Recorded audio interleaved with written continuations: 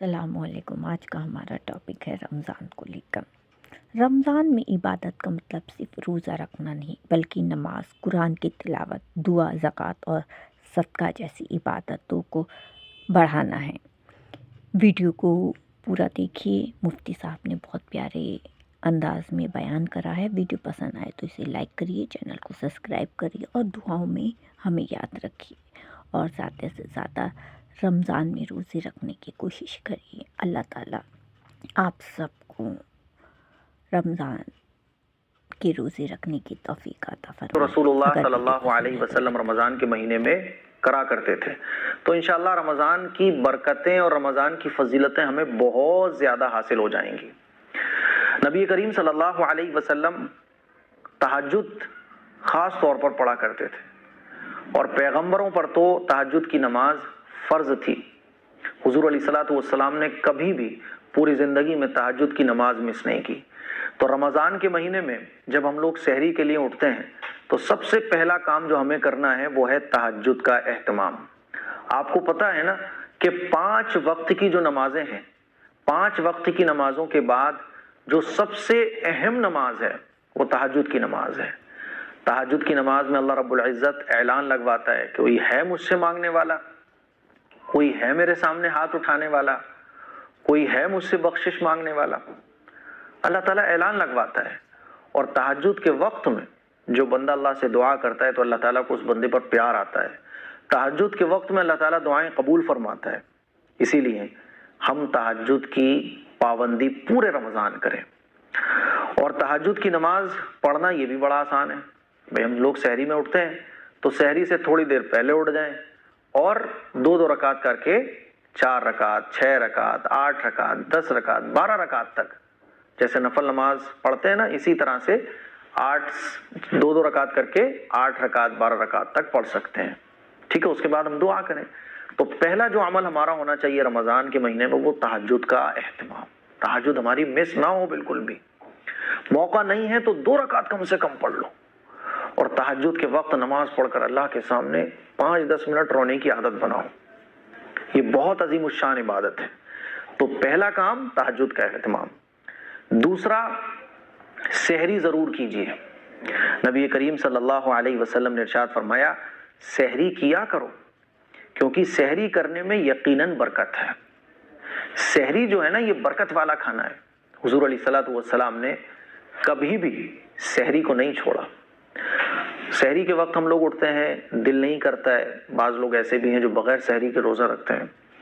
تو ضروری نہیں ہے کہ آپ 2 روٹی کھاؤ، 4 روٹی کھاؤ، بہت سارے آئٹمز کھاؤ۔ سحری کی نیت سے 1 گھونٹ پانی ہی پی لو، سحری کی نیت سے 1 کھجور ہی کیوں نہ ہو کھا لو، کیونکہ سحری کرنا یہ کیا ہے؟ نبی کی سنت ہے۔ تو دوسرا عمل ہے کہ سحری ہمیں پابندی سے کرنی ہے، سحری مس نہیں کرنی ہے۔ تیسری عبادت جو رمضان کے مہینے کی ہے وہ ہے روزہ، اور روزہ کسی بھی صورت میں ہمیں مس نہیں ہونے دینا۔ ہاں، جو شریعت نے وجہ بتائی ہے کہ بھئی ان وجہ میں ہم روزہ چھوڑ سکتے ہیں، جیسے مان لیجیے حاملہ عورت ہے، یا کوئی بیمار ہے، یا کوئی سفر پر ہے، یا کوئی بہت بوڑھا ہے نا، تو شریعت نے جن چیزوں میں اجازت دی ہے کہ آپ روزہ چھوڑ سکتے ہو، اگر وہ وجہ آپ میں پائی جا رہی ہیں تو آپ روزہ چھوڑ سکتے ہو۔ باقی نارمل حالات میں روزہ نہیں چھوڑنا چاہیے۔ چاہے 1 مہینے ہمیں کام بند کرنا پڑے اپنا، جیسے مان لیجیے کسی کا کام اتنی محنت کا ہے کہ اگر وہ کام کرے گا تو روزہ نہیں رکھ سکتا، تو 11 مہینے وہ تیاری کرے کہ رمضان کے مہینے مجھے روزے رکھنا ہے، کہ رمضان کے مہینے میں کام چھوڑ دو لیکن روزہ نہیں چھوٹنا چاہیے۔ ہماری حالت آج کل یہ ہے کہ کام نہیں چھوٹے گا چاہے روزہ چھوٹ جائے، حالانکہ ہونا یہ چاہیے کہ کام چھوٹے تو چھوٹ جائے۔ 11 مہینے آپ رمضان کے مہینے کی تیاری کرو کہ رمضان کے مہینے میں مجھے کمانا نہیں ہے، بیٹھ کے صرف روزے رکھنا ہے، عبادت کرنی ہے۔ لیکن رمضان کا روزہ چھوڑنا یہ بالکل بھی جائز نہیں ہے۔ رسول اللہ صلی اللہ علیہ وسلم نے رمضان کے ایک روزے کی فضیلت کو بیان کرتے ہوئے فرمایا کہ جو شخص بغیر کسی شرعی عذر کے 1 دن رمضان کا روزہ چھوڑ دے اور پھر تمام عمر کے روزے بھی رکھے تو اسے 1 روزے کا بدلہ نہیں مل سکتا۔ آپ اندازہ کیجئے کہ 1 روزے کی فضیلت کتنی زیادہ ہے۔ تو رمضان کا روزہ نہیں چھوٹنا چاہیے۔ کمزوری آ رہی ہے، برداشت کر لو، چکر آ رہے ہیں تھوڑے سے برداشت کر لو، ہے نا، کیونکہ رمضان کے جو روزے ہیں نا وہ ہے ہی اسی لیے کہ اللہ کی محبت میں ان تمام چیزوں کو فیس کرنا۔ چوتھی عبادت ہے کہ آپ نے روزہ رکھ لیا، تہجد پڑھ لی، تہجد پڑھنے کے بعد سحری کر لی، سحری کرنے کے بعد آپ نے روزے کی نیت کر لی۔ اب چوتھی عبادت ہے فرض نمازوں کی پابندی۔ آپ کی نمازیں ہر مسلمان پر فرض ہیں، یہ کتنی اہم ہے۔ آخرت کے میدان میں سب سے پہلے جو حساب ہوگا وہ نمازوں کا ہوگا، اور جس کی نماز ٹھیک ہوں گی تو باقی سارے اعمال بھی اس کے ٹھیک ہو جائیں گے۔ اسی لیے نمازوں کا اہتمام۔ کوئی آدمی اگر روزہ رکھتا ہے اور نماز نہیں پڑھتا، یا نمازیں چھوڑ دیتا ہے، نمازیں قضا کر دیتا ہے، یا جماعت سے نماز نہیں پڑھتا، تو وہ بڑے ثواب سے محروم ہو گیا۔ اسی لیے رمضان کے مہینے میں ہماری کوشش یہ ہونا چاہیے کہ کوئی بھی نماز ہماری مس نہیں ہو۔ جماعت کے ساتھ نماز پڑھیے، آپ تکبیر اولیٰ کے ساتھ نماز پڑھیے، سنتوں اور نفلوں کی پابندی کے ساتھ نماز پڑھیے، کیونکہ ایک نفل کا ثواب بھی فرض کے برابر ہے، اور ایک فرض کا ثواب بھی 70 فرضوں کے برابر ہے۔ اسی لیے نماز کی پابندی۔ ہوتا کیا ہے کہ روزہ رکھ لیا، روزہ رکھنے کے بعد آپ سو رہے ہیں، آپ ظہر کی نماز غائب ہو گئی، آپ کی فجر کی نماز غائب ہو گئی، تو نماز آپ کی چھوٹنا نہیں چاہیے۔ پانچواں عمل رمضان کے مہینے میں جو ہمیں کرنا چاہیے وہ ہے قرآن مجید کی تلاوت۔ قرآن مجید کا رمضان کے ساتھ ایک خاص تعلق ہے، خاص تعلق ہے، کیونکہ رمضان کے مہینے میں ہی قرآن مجید نازل ہونا شروع ہوا۔ حضور علیہ الصلوۃ والسلام رمضان کے مہینے میں قرآن مجید کی خوب تلاوت فرماتے تھے۔ حضرت جبرائیل علیہ السلام کے ساتھ قرآن مجید کا دور نکالتے تھے، اور حضور علیہ الصلوۃ والسلام نے ارشاد فرمایا کہ قرآن مجید پڑھا کرو، کیونکہ وہ قیامت کے دن اپنے پڑھنے والے کے لیے سفارش کرے گا۔ تو قرآن مجید کی خوب تلاوت، اور قرآن مجید کی تلاوت بھی خوب اچھے انداز میں، یہ نہیں کہ بس کچڑ پچڑ الفاظ کٹ رہے ہیں، آپ کے الفاظ چب رہے ہیں، خوبصورتی کے ساتھ۔ جب آپ پڑھ رہے ہو نا تو لگے کہ یار ہاں اللہ سے میں بات کر رہا ہوں، لگے کہ ہاں آپ کو بھی مزہ آئے پڑھنے میں۔ یہ نہیں کہ ایک فارملٹی، بس جلدی سے میرے 4 پارے پورے ہو جائیں، جلدی سے میرے 2 پارے پورے ہو جائیں، نہیں، اچھے طریقے سے 1 پارا پورا ہو، لیکن کوالٹی کے ساتھ، کیونکہ اللہ تعالیٰ کو کوانٹٹی نہیں، اللہ تعالیٰ کو کوالٹی پسند ہے۔ تو نمبر 5 قرآن مجید کی تلاوت۔ نمبر 6 توبہ اور استغفار۔ رمضان کے مہینے میں کوئی ایک وقت ایسا بنائیں ہم جس میں توبہ اور استغفار کریں، ایک تسبیح درود شریف کی پڑھیں، ایک تسبیح استغفار کی پڑھیں، استغفر اللہ ربی من کل ذنب واتوب الیہ، استغفر اللہ ربی من کل ذنب واتوب الیہ، ہے نا۔ استغفار کی بڑی فضیلت ہے، اسی لیے توبہ اور استغفار کے لیے اپنے ایک وقت بنائیے۔ بلکہ بہتر یہ ہے کہ صبح ایک تسبیح درود شریف کی اور ایک تسبیح استغفار کی پڑھی جائے، اور شام کو ایک تسبیح درود شریف کی، ایک تسبیح استغفار کی پڑھی جائے، اور اگر وقت کم ہے تو پورے دن میں ایک تسبیح درود شریف اور استغفار کی تو ضرور پڑھیے۔ 7واں عمل ہے صدقہ اور خیرات۔ رسول اللہ صلی اللہ علیہ وسلم کے بارے میں آتا ہے کہ حضور علیہ الصلوۃ والسلام رمضان کے مہینے میں صدقہ خیرات بہت فرماتے تھے، آندھی اور طوفان کی طرح، اتنا حضور صدقہ خیرات فرماتے تھے۔ اسی لیے صدقہ اور خیرات خوب کیجیے۔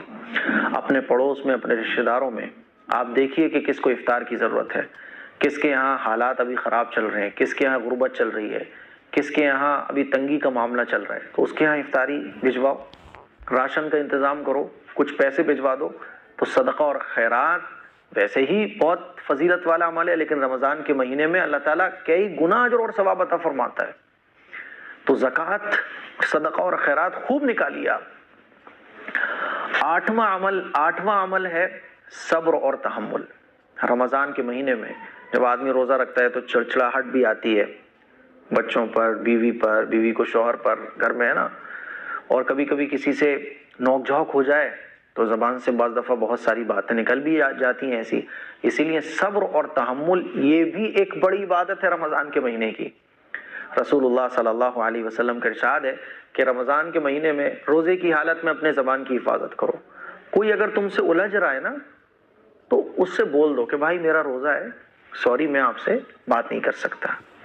صبر اور تحمل، نظر انداز، درگزر کا معاملہ کرو، ٹھیک ہے۔ تو 8ویں عبادت ہے صبر اور تحمل۔ 9ویں عبادت ہے نوافل کا اہتمام۔ ہم نفل خوب پڑھیں۔ مان لیجیے رات کو موقع مل رہا ہے تو نفل نمازیں پڑھیں۔ حضور علیہ الصلوۃ والسلام رمضان کے مہینے میں نفل خوب پڑھا کرتے تھے۔ اسی کے ساتھ ساتھ بہت ساری نفلی نمازیں بھی ہیں، ہم وہ بھی پڑھ سکتے ہیں۔ وہ نفلی نمازیں کون کون سی ہیں؟ جیسے کہ اشراق کی نماز ہے. اشراق کی نماز کی بہت زیادہ فضیلت ہے. اور اشراق کی نماز کب پڑھی جاتی ہے؟ یوٹیوب پر میں نے اشراق کی نماز پڑھنے کا پورا طریقہ بتا کے رکھا ہوا ہے. آپ سرچ کریں گے اشراق کی نماز کیسے پڑھیں AM قاسمی، تو ڈیٹیل سے وہ ویڈیو آپ کے سامنے آ جائے گی، وہ دیکھیے گا. اشراق کی نماز جو ہے وہ سورج نکلنے کے 20 منٹ کے بعد پڑھی جاتی ہے، اور 2 رکعت یا 4 رکعت اشراق کی نیت سے پڑھی جاتی ہیں. ان کا ثواب حضور علیہ الصلوۃ والسلام نے ارشاد فرمایا کہ اشراق کی نماز پڑھنے کا جو ثواب ہے وہ 1 حج اور عمرے کے برابر ہے.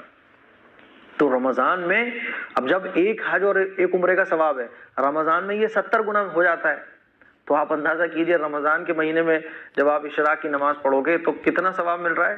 70 حج اور عمرے کے برابر. لیکن پرابلم وہی ہے کہ اشراق کی نماز کے ٹائم تو ہم لوگ سو رہے ہوتے ہیں، تو اشراق پڑھ کے سونے کا معمول بنائیں. وہ ہے چاشت کی نماز. چاشت کی نماز جو ہے وہ سورج نکلنے کے 1-1.5 گھنٹے کے بعد اس کا ٹائم شروع ہوتا ہے، اور زوال کا ٹائم شروع ہونے سے پہلے پہلے تک رہتا ہے.